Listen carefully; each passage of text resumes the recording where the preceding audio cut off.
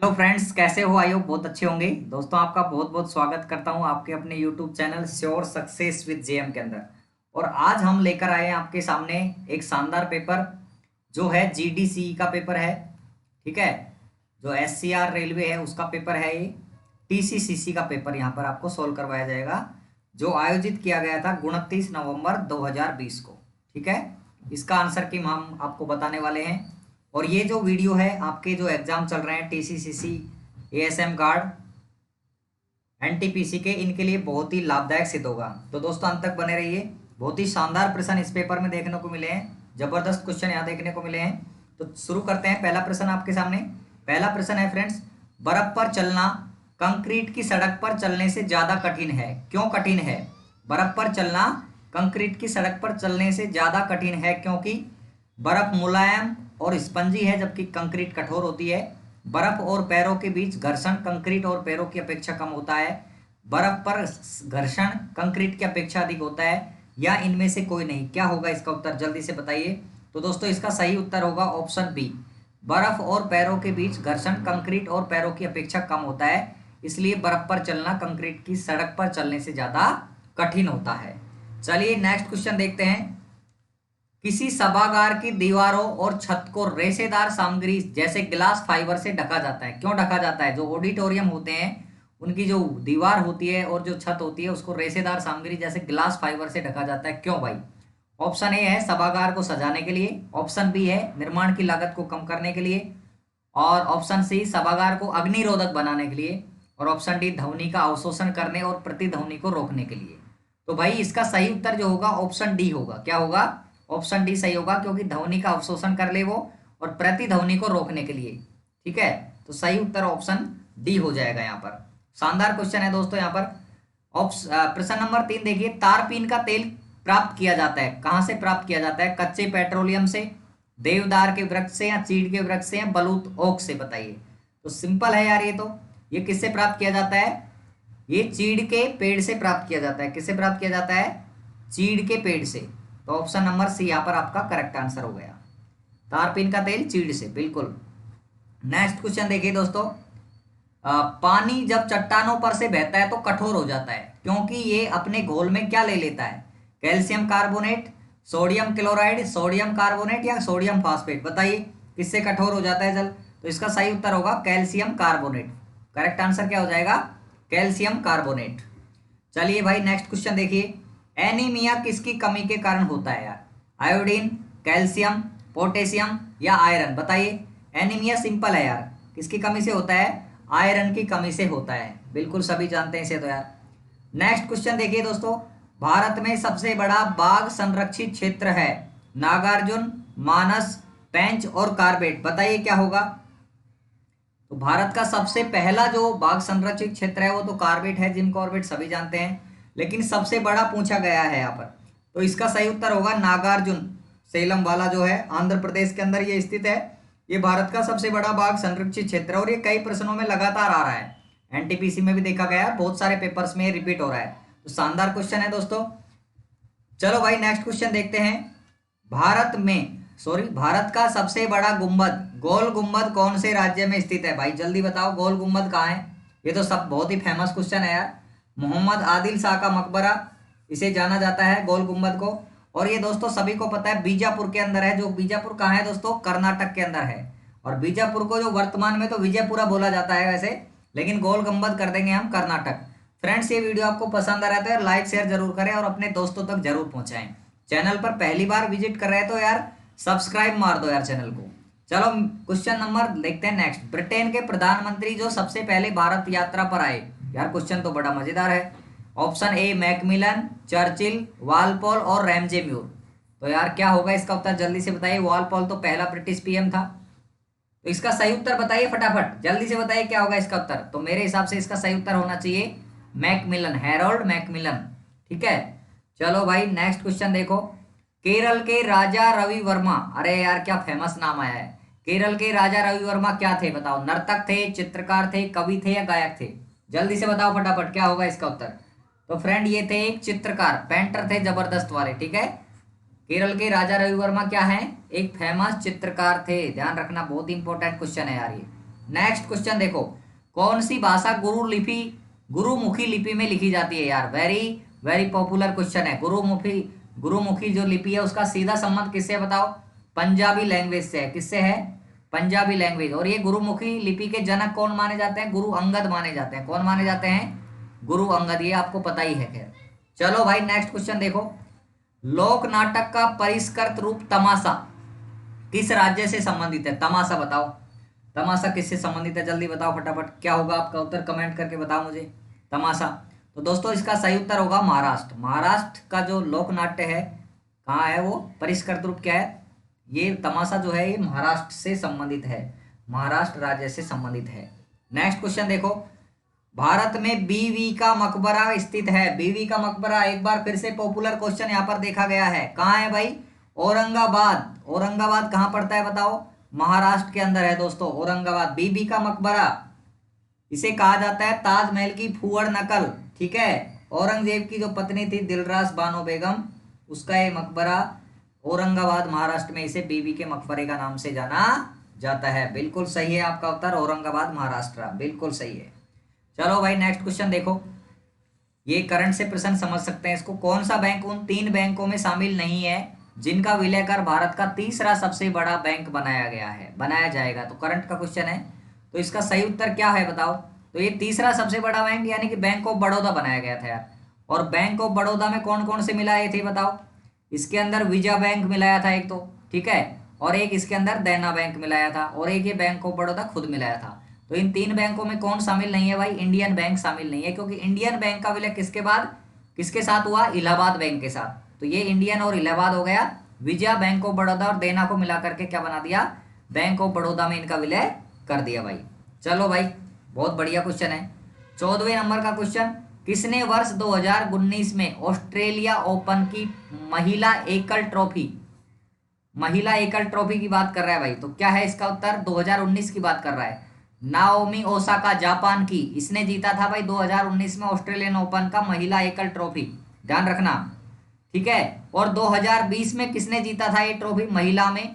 2020 का भी पूछा जा सकता है ना आपसे, तो ये जीता था सोफिया कैनिन, ठीक है। सोफिया कैनिन, ये जो यूएसए की है, बहुत ही कम उम्र की थी, 21 साल की उम्र में इसने 2020 में इसी खिताब को अपने नाम कर लिया। और अगर आपसे पूछा जाए ऑस्ट्रेलियन ओपन 2019 आ जाए चाहे 2020 आ जाए, ऑस्ट्रेलियन ओपन दोनों ही जीता है नोवाक जोकोविच ने, ध्यान रखना, नोवाक जोकोविच ने जीता है, सर्बिया का खिलाड़ी है, ठीक है, टेनिस से संबंधित है, ये तो आपको पता ही होगा ओपन। चलो भाई बहुत बढ़िया। चलो नेक्स्ट क्वेश्चन देखो, विशेष ओलंपिक विश्व खेल 2019 में कहाँ संपन्न हुए यार? तो आपको याद रखना यार, ओलंपिक खेल अगर आ जाए तो 4 वर्ष में एक बार, ठीक है, लेकिन विशेष ओलंपिक खेल आ जाए ना, ये विशेष ओलंपिक विश्व खेल, तो ये 2 ईयर के बाद ही हो जाते हैं, ध्यान रखना, 2 साल के अंतराल के बाद ही हो जाते हैं। तो 2019 में कहाँ हुए थे? संयुक्त अरब अमीरात, और इसकी राजधानी यानी संयुक्त अरब अमीरात में अबू धाबी के अंदर हुए, सॉरी अबू धाबी के अंदर, ठीक है, संयुक्त अरब अमीरात के अंदर अबू धाबी में ये आयोजित किए गए थे 2019 में। और 2021 के अंदर ये खेल होंगे स्वीडन के अंदर, ठीक है, और 2023 के अंदर ये खेल होंगे बर्लिन के अंदर, ठीक है। कहने का मतलब है 2 साल के अंतराल में हो रहे हैं, ठीक है, 2019 के अबू धाबी में, 21 के स्वीडन में होंगे, 23 के कहाँ होंगे? बर्लिन में होंगे। ये आपके लिए याद रखना है। बहुत ही शानदार पेपर बनाया है, जबरदस्त, टीसीसीसी के लेवल से कहीं अच्छा लेवल यहाँ पर दिया गया है। चलो भाई नेक्स्ट क्वेश्चन देखो, राष्ट्रपति रामनाथ कोविंद को किस देश ने अपने सर्वोच्च नागरिक सम्मान से नवाजा है बताओ? क्रोएशिया, बेल्जियम, उरुग्वे, नॉर्वे, बताओ फटाफट बताओ क्या होगा इसका उत्तर? तो इसका सही उत्तर होगा क्रोएशिया। क्रोएशिया ने अपने सर्वोच्च नागरिक सम्मान से नवाजा है भारत के राष्ट्रपति जी को, ठीक है। चलो भाई नेक्स्ट क्वेश्चन देखो, बहुत ही शानदार क्वेश्चन है। इसरो द्वारा उपग्रह रिसैट-2B का प्रक्षेपण किस उद्देश्य से किया गया? कृषि आंकड़े, संचार हेतु, वायुमंडलीय अध्ययन हेतु या निगरानी हेतु? तो दोस्तों ये जो है ना, ये है निगरानी के लिए, ऑब्जर्वेशन के लिए इसको प्रक्षेपित किया गया है। सतीश धवन अंतरिक्ष केंद्र से ही इसे प्रक्षेपित किया गया है। बहुत ही शानदार क्वेश्चन है। नेक्स्ट क्वेश्चन देखो, इनमें से कौन भारतीय वायुसेना की पहली महिला पायलट बनी है जिन्होंने फाइटर जेट पर कॉम्बैट मिशन के लिए अहर्ता प्राप्त की है यार? बहुत ही शानदार क्वेश्चन है। बिहार, दरभंगा बिहार की भावना कंठ, भावना कांत लिखा है लेकिन भावना कंठ है जो भी उच्चारण है, तो इसका सही उत्तर हो जाएगा भावना कंठ। बहुत ही शानदार। चलो भाई नेक्स्ट क्वेश्चन देखो। 2019 के जून माह में किसे रो का नया मुखिया बनाया है? बताओ, रो का नया मुखिया, research and analysis wing of India, किसे बनाया गया है बताओ? सामंत गोयल होगा दोस्तों इसका सही उत्तर। क्या होगा? सामंत गोयल। क्योंकि ये पेपर आपको थोड़ा सही नहीं दिख रहा होगा, क्योंकि यार किसी से मंगाया, व्हाट्सएप पे मंगाया था, फिर इसकी पीडीएफ बनाई, तब जाके आपको पढ़ाया जा रहा है, मतलब इसलिए इसका थोड़ा धुंधलापन आ गया है। चलो खैर कोई बात नहीं। नेक्स्ट क्वेश्चन देखो यार। भारत के किस राज्य में सबसे लंबी विद्युतीकृत रेलवे सुरंग का निर्माण किया जाएगा? किस राज्य में किया जाएगा? शानदार है। तो इसका सही उत्तर जो है वो क्या है? आंध्र प्रदेश है भाई। आंध्र प्रदेश में भारत की सबसे लंबी विद्युतीकृत रेलवे सुरंग है दोस्तों, ध्यान रखना, ठीक है। आंध्र प्रदेश के अंदर इसका मामला चल रहा है। चलो भाई नेक्स्ट क्वेश्चन देखो। प्रतिष्ठित पुरस्कार lamp of peace of Saint Francis से किसे नवाजा गया है? शानदार क्वेश्चन है। ऑप्शन है अमर्त्य सेन, कैलाश सत्यार्थी, मोहम्मद अलबरदई और प्रोफेसर मोहम्मद यूनुस। तो दोस्तों ये जो पुरस्कार दिया है वो दिया गया है बांग्लादेश का एक प्रोफेसर है मोहम्मद यूनुस, उन्हें प्रदान किया गया है। नेक्स्ट क्वेश्चन देखो। यूएस के किस शहर में हाउडी मोदी कार्यक्रम का आयोजन किया गया? यार क्या बात है, हाउडी मोदी को यहाँ पर पूछा गया है। तो बताओ न्यूयॉर्क, शिकागो या डलास या ह्यूस्टन? जल्दी बताओ फटाफट। तो इसका सही उत्तर होगा दोस्तों ह्यूस्टन। यहाँ किया गया है, एक स्टेडियम था एनआरजी स्टेडियम, यहाँ पर एक स्टेडियम था एनआरजी स्टेडियम, इसके अंदर ये प्रोग्राम किया गया था हाउडी मोदी, और ये टेक्सास जो है वहाँ का उसके अंदर है, टेक्सास राज्य के अंदर है ये, ध्यान रखना, ठीक है। चलो भाई नेक्स्ट देखो। त्रिपिटक किस धर्म से संबंधित है? त्रिपिटक जो है पवित्र ग्रंथ किस धर्म का है? आपको पहले तो ये पता होना चाहिए त्रिपिटक क्या है भाई। त्रिपिटक है, इसके अंदर 3 पिटक आते हैं, आपने पढ़ा होगा, विनय पिटक, एक क्या आता है सुत्त पिटक, और एक अभिधम पिटक, है ना। ये 3 पिटक को क्या कहा जाता है? त्रिपिटक कहा जाता है। और इसको सही उत्तर क्या होगा इसका? बौद्ध धर्म से संबंधित है। किससे है? बौद्ध धर्म के ग्रंथ है, बिल्कुल सही है। दोस्तों यार वीडियो को पसंद जरूर करें यार, लाइक करो, शेयर करो अपने उन दोस्तों के साथ जो कम से कम एनटीपीसी का पेपर दे रहे हैं, ठीक है, या ग्रुप डी का पेपर देने वाले। रेलवे के पेपर के लिए बड़ा फायदेमंद होगा, क्योंकि पैटर्न लगभग एक ही होता है। ये डिपार्टमेंटली एग्जाम है और वो आपका एक कॉमन डायरेक्ट रिक्रूटमेंट का एग्जाम होता है, बाकी कोई फर्क नहीं है। पेपर का पैटर्न तो रेलवे ले रहा है तो निश्चित रूप से सेम ही होगा। चलो नेक्स्ट क्वेश्चन देखते हैं। दक्कन के पठार के दक्षिण में संगम युग में 3 राजवंशों का शासन था, इनमें से कौन सा इन 3 वंशों से अलग है? बताओ जल्दी से। 24वें उत्तर के ऑप्शन आपके सामने हैं, चोल, पल्लव, पांड्य और चेर, ठीक है। चोल, पल्लव, पांड्य और चेर, ठीक है। क्या होगा इसका उत्तर? जल्दी से बताइए फटाफट। तो इसका सही उत्तर आपके हिसाब से 3 राजवंश पता होना चाहिए सबसे पहले तो आपको। तो 3 राजवंश कौन कौन से थे? चोल था एक, तो एक पांड्य था और एक चेर था। तो इसका सही उत्तर क्या निकल के आ जाएगा? पल्लव राजवंश यहाँ पर निकल कर आ जाएगा। पल्लव इन तीनों से अलग है। चलो भाई नेक्स्ट क्वेश्चन देखते हैं। अथर्ववेद से हमें निम्न के बारे में जानकारी मिलती है। किस किस के बारे में जानकारी मिलती है? उत्तर वैदिक काल की लोक परंपराएं, उत्तर वैदिक समाज की कुलीन परंपराएं, वैदिक समाज की सामान्य जन की आर्थिक धार्मिक स्थिति। बताइए क्या होगा इसका सही उत्तर। दोस्तों प्रश्न बड़ा लेवल का है यार, एनटीपी मतलब पेपर टीसीसीसी का है, लेकिन हाई लेवल क्वेश्चन यहाँ पर मार दिया गया। तो इसका सही उत्तर होना चाहिए 1 और 3, यानी कि इन 3 इनके बारे में, क्योंकि अथर्ववेद तो उत्तर वेद काल में लिखा गया था, तो यहाँ से उत्तर वैदिक काल के बारे में पता चलता है। एक तो लोक कलाओं के बारे में और सामान्य जन की सामाजिक धार्मिक स्थिति के बारे में यहाँ पर पता चलता है। इसलिए इसका सही उत्तर निकल कर आएगा ऑप्शन नंबर डी, 1 और 3, ठीक है। चलिए भाई नेक्स्ट क्वेश्चन देखो। निम्न को कालक्रम के अनुसार आरोही क्रम में लगाओ भाई। आरोही क्रम में तो पानीपत का प्रथम युद्ध कब हुआ था भाई? 1526 के अंदर हुआ था। तराइन का दूसरा युद्ध कब हुआ था? 1192 में हुआ था। पहला 1191 में हुआ था। राजधानी का दिल्ली से देवगिरी स्थानांतरण, यार ये बड़ा शानदार क्वेश्चन है, मोहम्मद बिन तुगलक को देख लिया इन्होंने। तो लगभग ये घटना थी दोस्तों 1328-29 के आसपास की।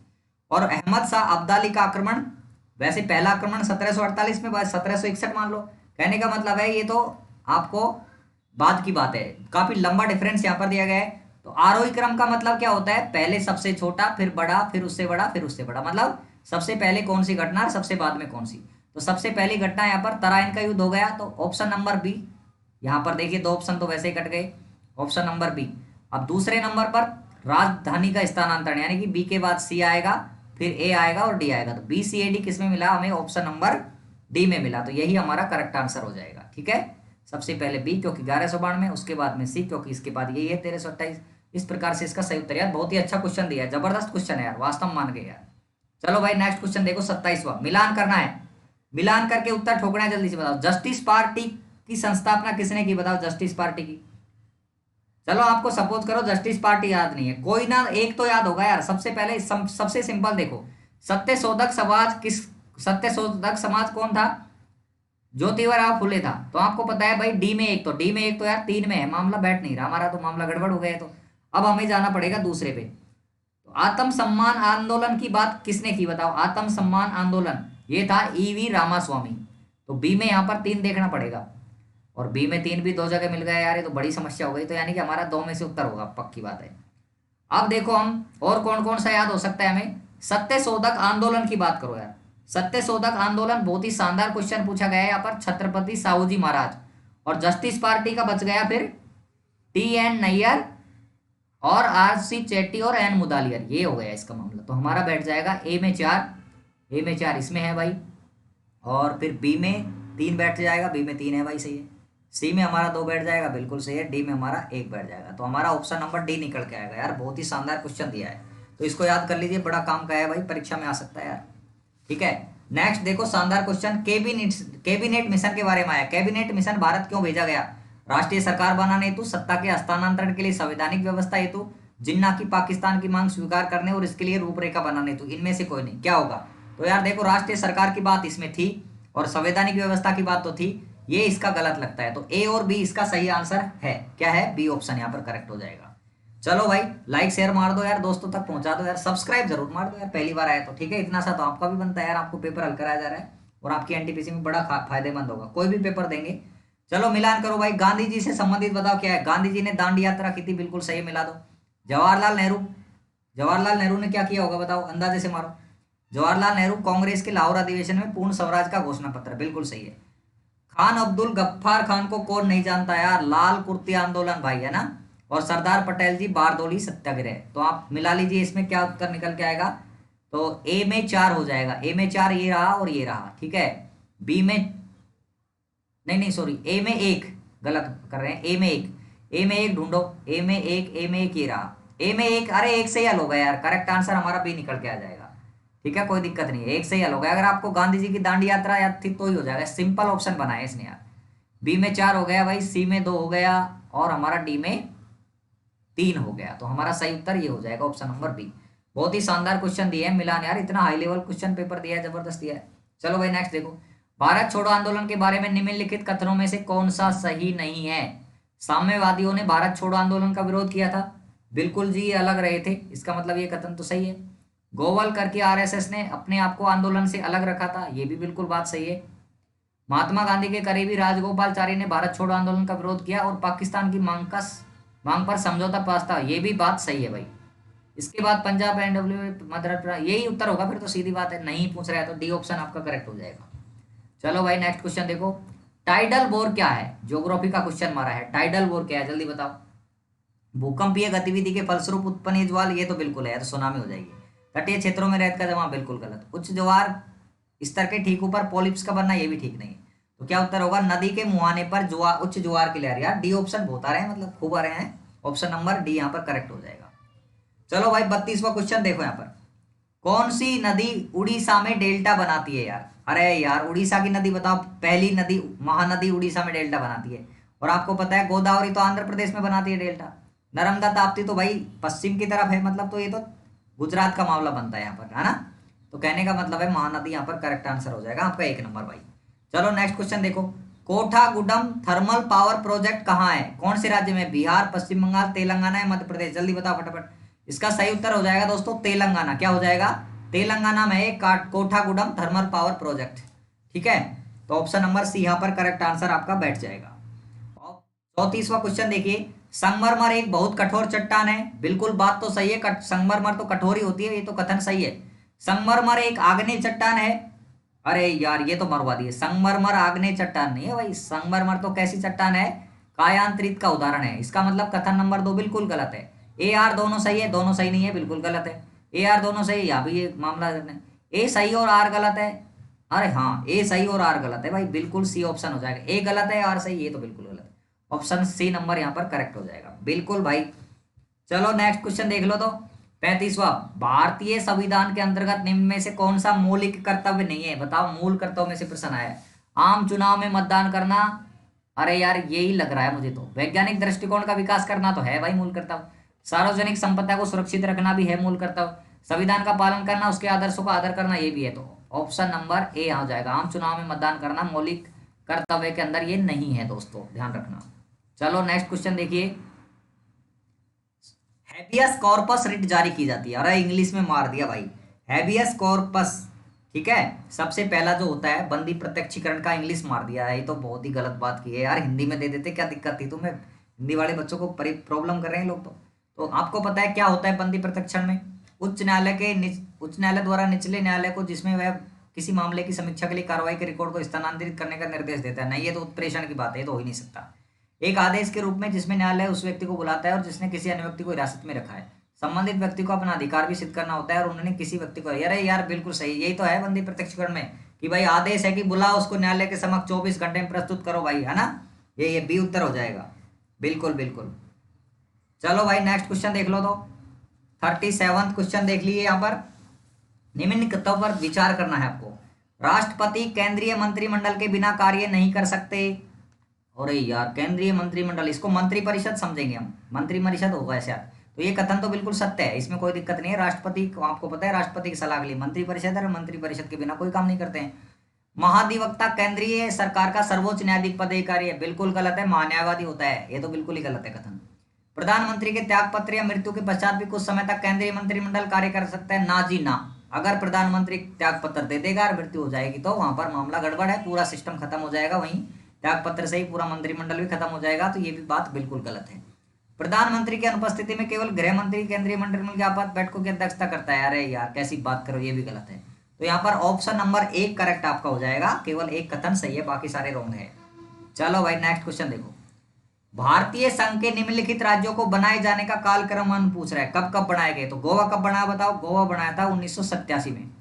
और ये तीनों राज्य कब बनाए गए थे? 2000 के अंदर बनाए थे भाई। इस बंदे ने भी यार सही किया, जिसने पेपर दिया है भाई, इसने भी सही किया है। ये गोवा गलत लिख रखा है वैसे 61 में, लेकिन भारत का राज्य बनाने की बात आ रही है यहाँ पर यार। तो देखो ये तीनों राज्य 2000 में मिलाए थे। इसने लिखा है छत से उतर जा, बिल्कुल सही बात है। तीन छत से उतर जा मतलब छत्तीसगढ़ सबसे पहले बना, फिर उत्तराखंड बना, उसके बाद झारखंड बना। तो सबसे ये नवंबर 2000 मनाए गए थे, 1 नवंबर, 9 नवंबर और 15 नवंबर। तो देखो छत्तीसगढ़ 4 नंबर, सबसे पहले तो गोवा हो गए, एक तो सभी में कॉमन दे दिया। तो फिर देखो 4, छत से उतर जा, छत से उतर जा, ट्रिक हो गई ना ये। 4 2 3, तो 4 2 3 कहाँ आ गया? 4 2 3 आ गया, ऑप्शन नंबर ए ही सही है इसका तो हमारा, ठीक है। चलो 39वां क्वेश्चन देखो। किसकी सहायता के लिए यूनिवर्सल सर्विस ऑब्लिगेशन फंड बनाया गया है?